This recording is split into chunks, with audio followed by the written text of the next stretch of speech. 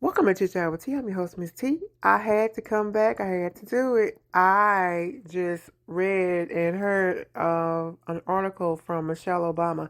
Now, I recently did a video about Michelle Obama and Barack Obama, because Barack eventually came out and said he was basically saying he was working on his marriage and this, that, and the third. Well, Michelle came out okay, looking good like she always does, and came out in the interview and expressed herself. And I'm so excited that she came out and decided to express herself. And in this situation, they're no longer the first lady. She's no longer the first lady, so she's able to express herself at this time.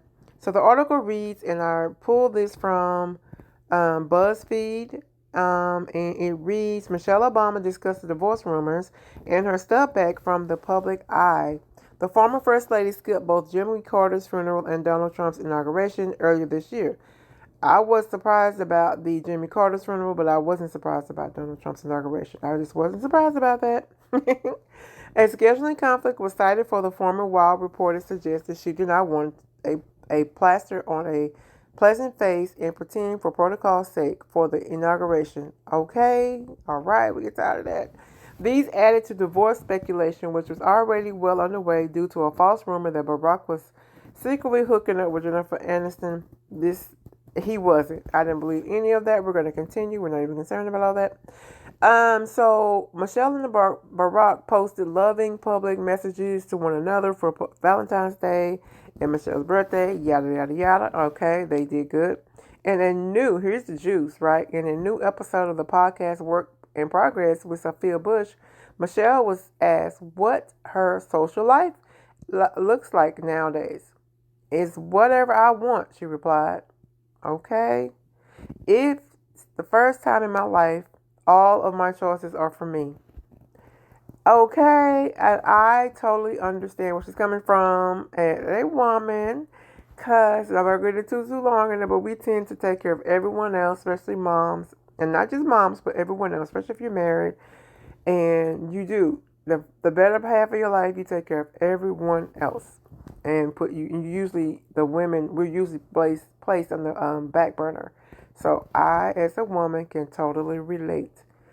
But it's also a little scary because as a mom and a busy person, it was always somebody else's excuse. Why didn't I do this? Why haven't I gone there? Well, I have to make sure the girl's okay. Or my husband's president, so I can't do that, she continued. Now, I can't blame my decisions and indecisions on anyone other than me, she continued. As a woman, I think if I'm honest with myself, I could have made a lot of these decisions years ago, but I didn't give myself that freedom. Maybe even as much as I let my kids lead their own lives, I used their lives as excuse for why I couldn't do something for now, and now that's wrong. Okay? All right. Michelle said that she looked at her calendar and, in the case of a real big example, chose not to do something she was supposed to do. I chose to do what was best for me, not what I had to do, not what I thought other people wanted me to do. And between you and me, it was an important test for me as a woman, as an independent person. Because, like all women and a lot of people, I operate from guilt. She continued, what should I do? What is the best thing for everybody else? Does it sound familiar? Like for most women, it doesn't just sound familiar. But the interesting thing is that when I say no, for the most part, people are like, "I get it." That's the thing That's the thing that we as women struggle with: disappointing people so much.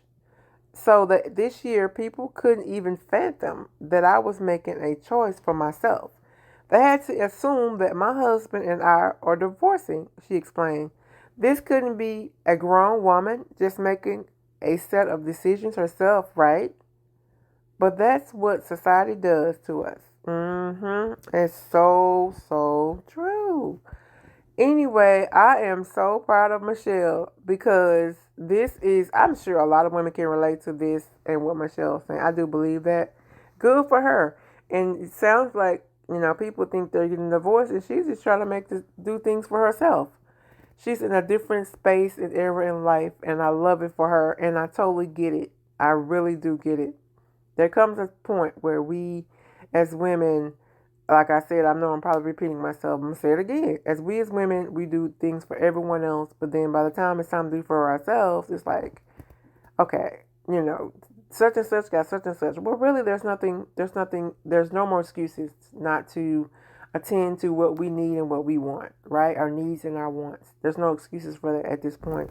But I totally get all of this. I give her kudos for this. She didn't say anything about divorce. She just addressed the fact that she wanted to speak to being independent and making her own choices. So I still don't think this is saying they're divorced.